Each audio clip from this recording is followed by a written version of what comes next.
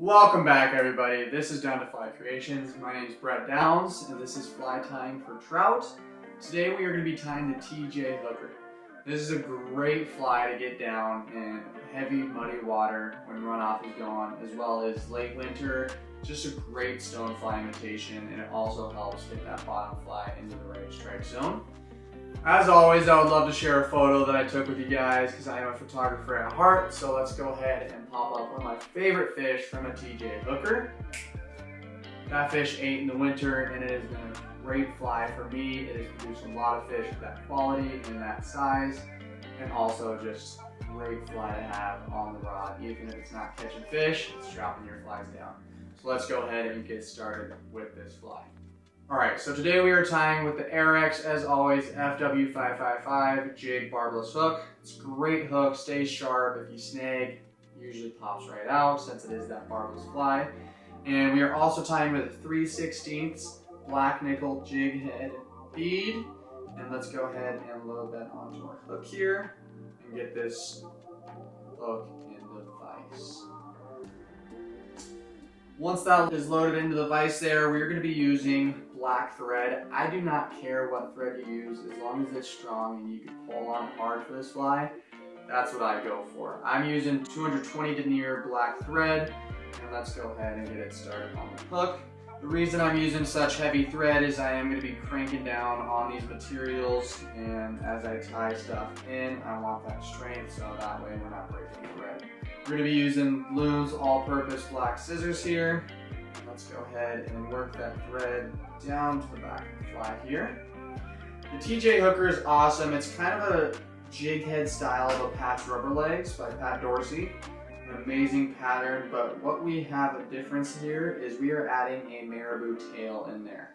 There's a couple different materials you could use, but for this I'm just using Grizzly Marabou in Tan by Hairline.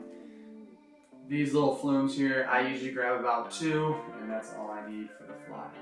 So let's go ahead, we're going to measure it to just about half a hook and a length, or a hook and a half length here. Let's go ahead and set that on top and tie those butts in. And one thing I'm going to do with this is after you tie those in, we're going to wrap this up. We're going to wrap this all the way to the bead. What that's going to help is obviously we don't want this bead moving around on this fly, so it's just going to build bulk behind there. So that way that bead has nowhere to go. Once we're done wrapping, let's go ahead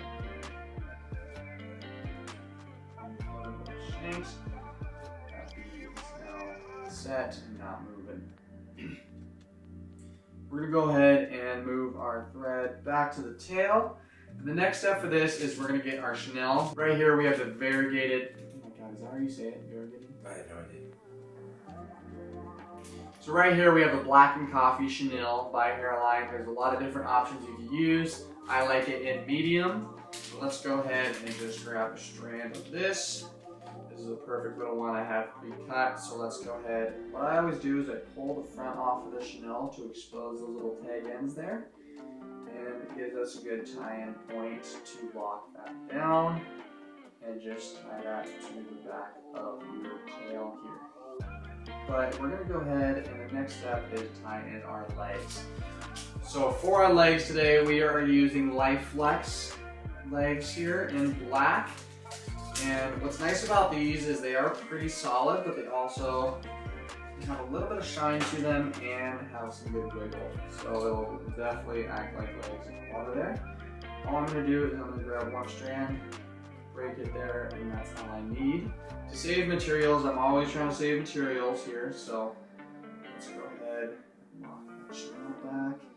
And what I'm going to do is I'm going to measure it out. I usually like about an inch of leg coming off on either side. So I'm going to lay that inch down there. As I do this, I'm going to do an X wrap. So as I come up and over, I'm going in an X formation, securing to the top. Don't do them that hard until you have them fully set. But then I'm going to come back and underneath the other side of the leg, pull that front back, and finish that X wrap like so. And that'll kick that out perfectly sideways, and then you can come in and finish it out and do that same process twice. A lot of people try to use resin and glue, and although that works, I think this is a lot more secure, and I've never lost a leg when I've done this. So go ahead and do that. And we are actually going to be building 3 segments on this fly.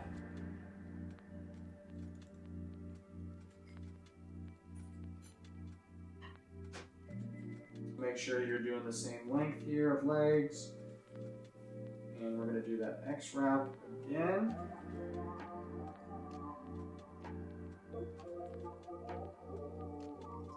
Perfect. So as we do that, we're going to go ahead and bring the thread right behind that bead. And this is where you could just wrap your chenille upwards, but for me, I prefer to definitely make sure that chenille does not come undone. So all I'm going to do is take a little bit of zapper gap here. And just stroke it right on top of this fly. And just put a little layer right there, so that way the chenille is not getting all messy. We're going to go ahead and wrap this. As I'm doing this, you're going to start at the tail. You're going to work up to the back of these legs. And if one of your legs is not kicking how you want it to, what's really cool is you can actually manipulate those legs with the chenille. So once you get that chenille right behind those legs, you're going to kick it forward. You're going to come up underneath those legs and put it right in the middle. And this is where you're able to actually grab that leg, pull it back, and seat it right there in between. Since these ones are pretty close together,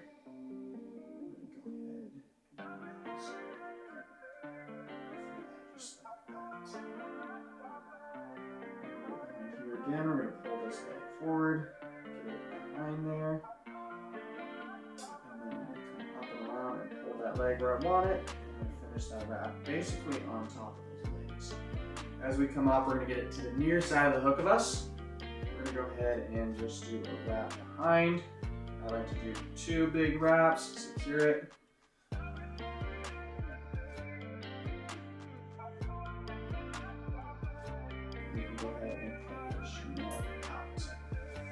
From there, your fly is basically done. We're going to go ahead and do 2 whip finishes around the front here. Make sure you cinch those knots. And there you have it. So, after looking at it, I want these legs to be a little bit shorter here. So I'm going to just go ahead and trim them down to the preferred length, and this is kind of where you get to be creative. You know, there's not an exact for sure length that you need. So once we have that, we have the simple TJ hooker there. Sweet tail, it's a great fly, like I said, great stonefly imitation. I tie these in orange, gold, for golden stones, salmon flies, basically any stonefly you can do different colors in. It's a great fly to have on the water with you, especially in mud. Gets that fly down. So thank you guys so much for joining me today. If you want to see more tying for trout videos, feel free to click here or here.